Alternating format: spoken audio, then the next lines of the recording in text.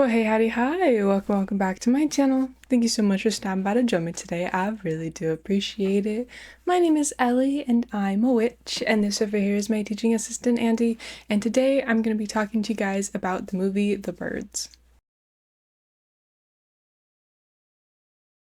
Okay, so I said I want to talk about the movie, but that's kind of a lie. I should start by saying that I have never seen a single Alfred Hitchcock movie. And I have clearly not seen The Birds, so everything that I am telling you about the movie specifically, I found on Google. So there's that. But really what actually ended up sparking this video idea was a conversation I had with my mom, and she has seen The Birds, but neither of us knew that it was based on a short story and real events. So that clearly piqued my interest, so here we are. So the short story that The Birds is based on is also called The Birds, and it is by Daphne de Maurier. It is a novelette at just 31 pages, and a link to a free copy will be in the description box for anyone who is interested. The story follows Nat, who is a war veteran, and he works for Mr. Tig on his farm. In early December, Nat notices an unusually large flock of birds, but writes it off.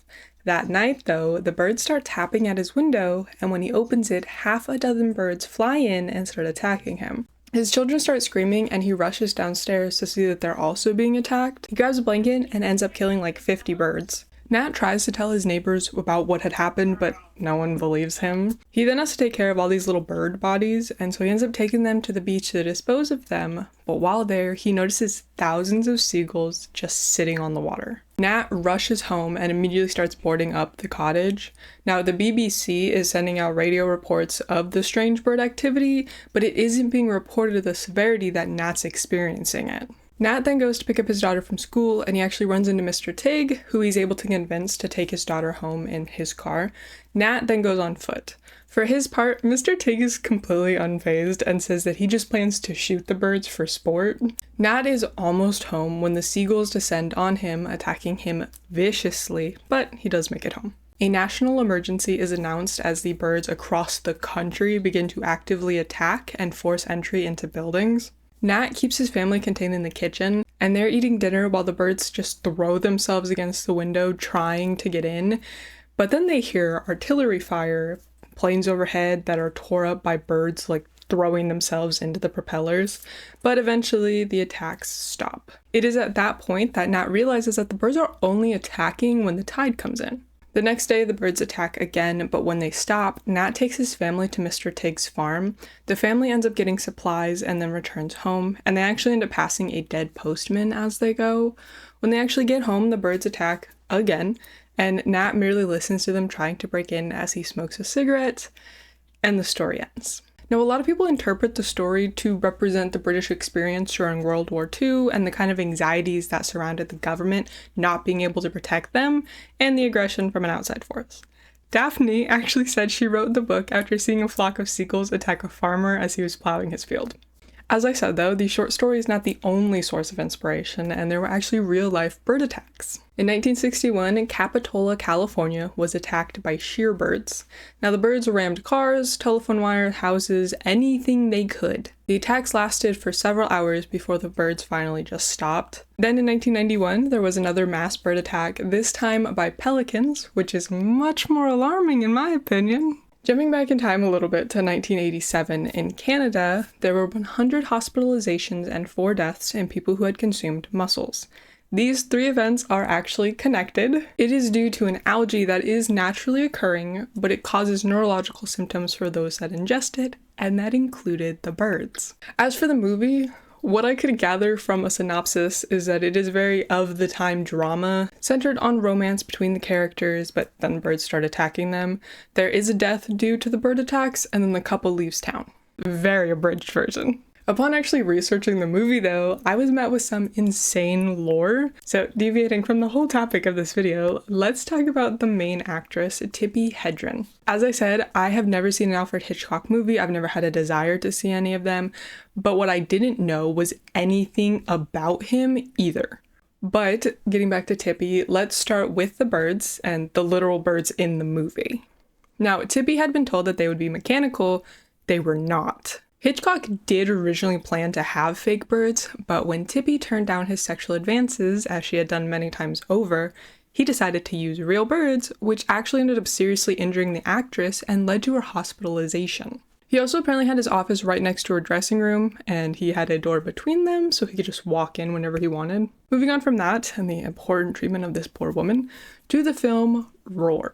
Tippi Hedren was married to Noel Marshall, who wrote and directed the film Roar. The film, roughly, is about a man who owns big cats and is studying them, but he has to get approval from a committee to continue his studies, but the cats end up attacking the committee members, and in the end, all of the big cats are put down. On the production side, there were about 140 people on the crew. Somewhere between 70 and 100 people were injured in some way. The filming ended up taking 5 years in total, and the reason there were so many injuries is because the animals were just untrained. Untrained big cats. Marshall was bitten more than 20 times, he almost lost an arm, had blood poisoning, and gangrene from it. Tippi herself was bitten in the head all the way down to her skull. She ended up being rushed to the hospital, but that actually wasn't her last time in the hospital thanks to this movie. Her next trip was because Tembo the elephant had picked her up by the ankle, which fractured it, and then she fell off his back. A note for that, though, is that she did not blame Tembo and said that the reason he had grabbed her was to prevent her from falling. She was then also scratched by a leopard and bitten in the chest by a cougar. Melanie Griffith, which is Tippi's daughter in real life and in the film, was also injured. She was attacked by a lioness, and there was fear that she would actually lose her eye. Thankfully, she did not, but she did require 50 stitches and facial reconstruction in her early 20s. Despite all of these serious injuries, there were actually no human deaths, but there were 3 animal deaths. I will say that it is not by fault of the film crew themselves. There had actually been severe flooding that led to 15 of the big cats escaping. Law enforcement had to get involved and ended up killing 3 of the lions, one of which was actually the film's lead lion, Robbie. And yeah, that is the whole story. I thought this one was a really interesting one to look into because I had no idea. I've never had a desire to watch an Alfred Hitchcock film. That's just not my preferred film genre, but super interesting. My mom has seen it, and we just saw a flock of birds, and she goes, I really want to watch the birds. I was like, that's crazy. I wonder if that's based on something. It is. That's crazy. But yeah, that was really sad to learn about. Tippi's just her whole life, and she ended up having her career ruined because she wouldn't have sex with this man, and it is terrible. Like, he went out of his way to make sure that her scenes would hurt her. Like, at one point in the movie The Birds, she's, I guess, being taken out of the house or something like that, but it isn't her because she was in the hospital and couldn't film the scene. But yeah, so that's the video. If you guys have any more lore on the birds, anything to do with Tippi Hedren, anything to do with Alfred Hitchcock, if you guys have ever actually read The Birds by Daphne, I read it. I skimmed it. I skimmed more than I read it. Not my favorite, but I think it was well written. But at 31 pages, I would read it. I would recommend reading it if you're interested at all. But yeah, thank you guys for joining me today. If you want to like, subscribe, comment, that'd be fantastic. But otherwise, I will see you next time. Bye.